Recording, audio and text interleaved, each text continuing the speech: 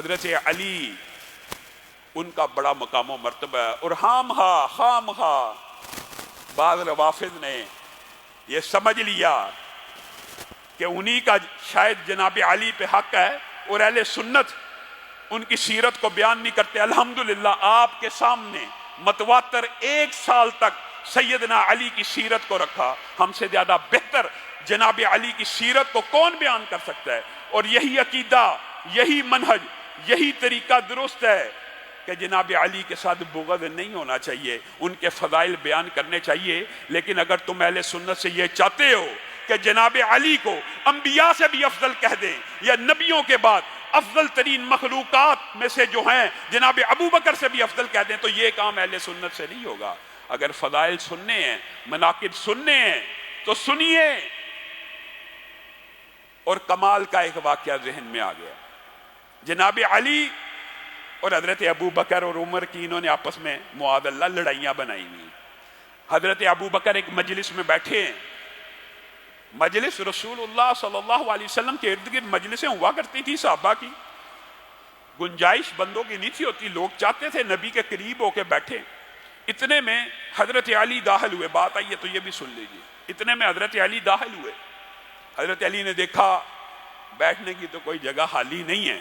جناب ابو بکر رضی اللہ تعالیٰ عنہ انہوں نے دیکھا علی کسی جگہ کو تلاش کر رہے ہیں بیٹھنے کے لیے، اپنے جسم کو سکیڑا، اپنے ساتھ جگہ بنائی، اور جناب علی کو اشارہ کیا اور بلایا کہ یہاں پہ بیٹھ جائیے۔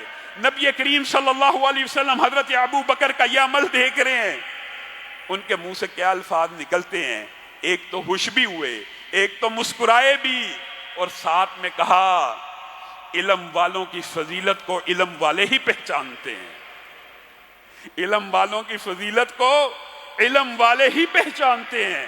اور کائنات کے اندر بات تلخ ہو جاتی ہے، جناب ابو بکر اور علی کی انہوں نے لڑائیاں بنائی ہوئی۔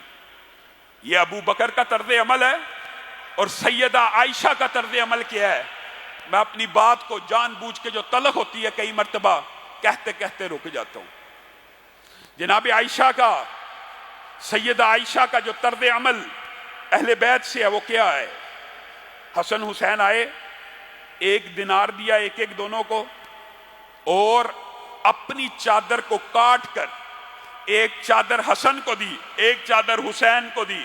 رسول اللہ صلی اللہ علیہ وسلم آ رہے ہیں، رستے میں دیکھا حسن و حسین ہنس رہے ہیں، کھیل رہے ہیں، خوش ہیں، ہمارے پاس ایک دینار ہے، ہمارے پاس نئی چادر ہے۔ رسول اللہ ان کو ہنستا دیکھ کے خوش ہو جاتے ہیں اور کہتے ہیں تمہیں یہ چادر کس نے دی، تمہیں یہ دینار کس نے دیے؟ ان بچوں کی تربیت کے اوپر بھی قربان جائیں۔ کہتے ہیں ماں عائشہ نے دیے ہیں۔ رسول اللہ صلی اللہ علیہ وسلم نے کہا ہاں یہ مومنوں کی ماں ہے، اور یہ صرف رسول اللہ صلی اللہ علیہ وسلم نے نہیں کہا کہ یہ ہر ایماندار، ہر مومن کی ماں ہے۔ النبی اولا بالمؤمنین، یہ قرآن پاک میں بھی ہے، وَأَزْوَاجُهُ أُمَّهَاتُهُمْ، اور ان کی بیویاں مومنوں کی مائیں ہیں۔ یہی الفاظ نبی کریم نے کہے ہیں۔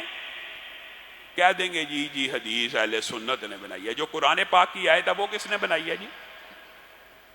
یہ مغالطے، یہ عجیب و غریب فلسفے۔ اور جناب ابو بکر کا مقام و مرتبہ رسول اللہ صلی اللہ علیہ وسلم کی نظر میں کیسا ہے؟ مسکراہٹ ہی کے باب میں یہ سارے واقعات بھی موجود ہیں۔ رسول اللہ صلی اللہ علیہ وسلم ایک مجلس میں بیٹھے ہوئے ہیں اور کہتے ہیں آپ میں سے کسی نے کوئی نفلی روزہ رکھا؟ کسی نے؟ سارے صحابہ خاموش ہیں، خاموشی پھیل گئی۔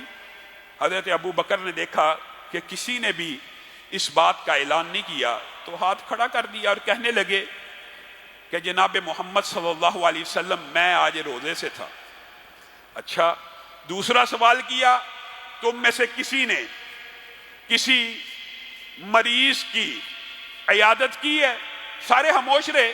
تو حضرت ابو بکر نے کہا جی ہاں میں نے آج اللہ کی رضا کے لیے ایک مریض کی عیادت کی ہے۔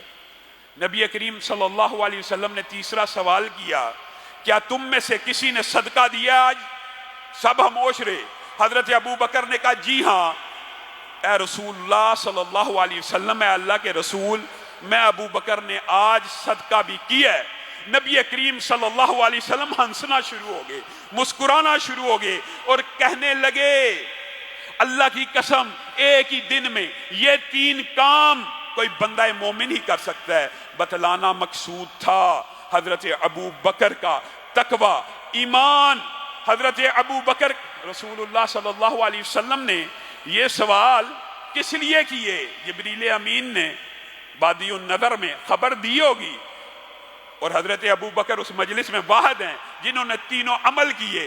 رہتی دنیا تک، قیامت تک کا رسول اللہ صلی اللہ علیہ وسلم کی یہ مسکراہٹ بھی نمونہ ہے اور یہ پیغام بھی نمونہ ہے. ایک ہی دن میں یہ 3 کام کوئی بندہ مومن ہی کر سکتا ہے، اور ان کو ابو بکر